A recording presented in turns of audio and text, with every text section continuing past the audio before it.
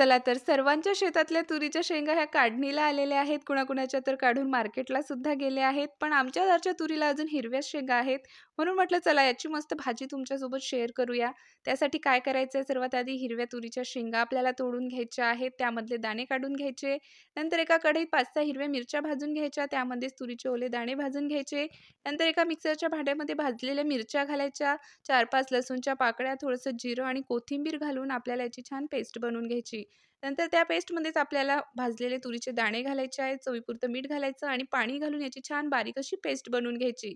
त्यानंतर पॅनमध्ये आपल्याला तेल घालायचं आहे आणि मिक्सरला जी बारीक दाण्याची पेस्ट केलेली आहे ती घालून घ्यायची आणि छान तेलामध्ये परतून घ्यायची.